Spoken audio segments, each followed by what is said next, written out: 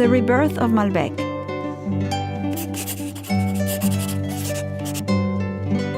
(1152), the Middle Ages.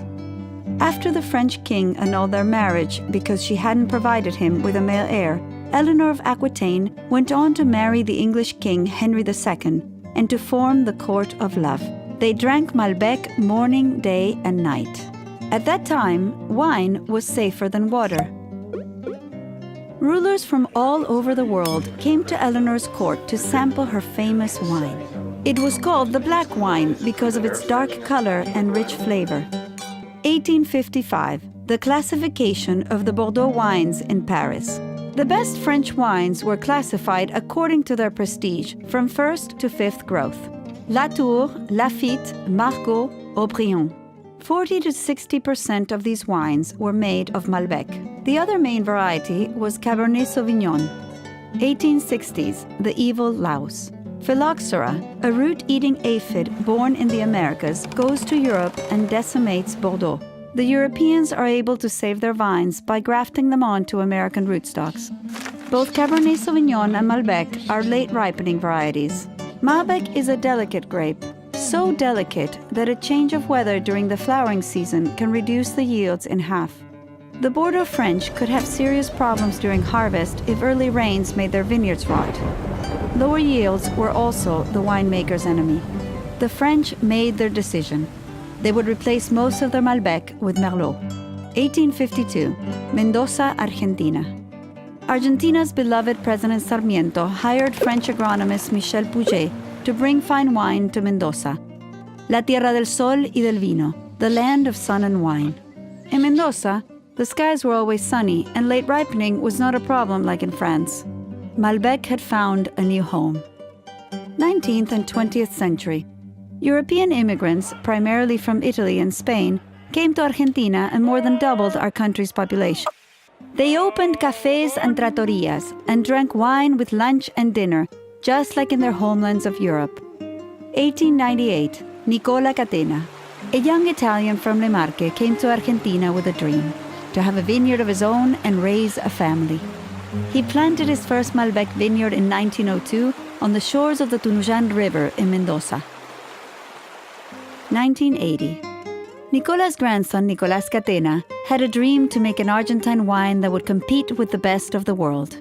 He was inspired by the 1976 Judgment of Paris, where Californian wines had stood their ground against some of the most famous French wines of Bordeaux and Burgundy. 1990, the Malbec Revolution. Nicolas Catena Zapata asked his daughter Laura Catena, that's me, to help him bring back Malbec to its previous glory. 1995. I knew that to make a great Malbec, we needed to start with the best raw ingredients. Inspired by my medical training, I founded the Catena Institute of Wine. The institute researched and cataloged the finest selection of Argentine Malbec, which we called the Catena cuttings. 135 ancient Malbec plants were selected for their small berries, small bunches, deep flavors, and potential to make elegant wines. Frenchman from Bordeaux. Nicolas, the Mendoza red wines from Argentina's traditional wine regions taste like they come from a warm climate. Nicolas Catena Zapata. I need to find the cool climate limit of vine cultivation in Mendoza. Vines have never been planted in Gualtallarí at 5,000 feet elevation. That is where I will plant my new vineyard. Nicolas's viticulturalist. You are crazy, Dr. Catena. Vines will never ripen there. And so the Adriana vineyard is born in Gualtallarí in 1992.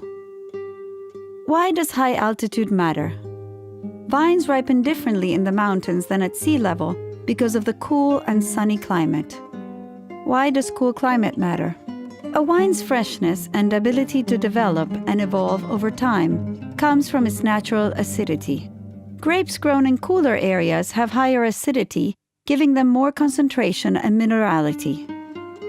Why does high-altitude sunlight matter? At the Catena Institute of Wine, we studied the effects of sunlight and found that increased sunlight makes the grapes develop thicker, more protective skins with more tannins. These higher tannins give high-altitude Malbec its concentration and ability to age. Why is Malbec famous for its smooth flavor? Malbec has a similar amount of tannins to Cabernet Sauvignon, but the Malbec tannins are naturally softer. High-altitude Malbec, high tannin content. Malbec tannins that are naturally soft. That is why high-altitude Malbec wines are concentrated and velvety at the same time.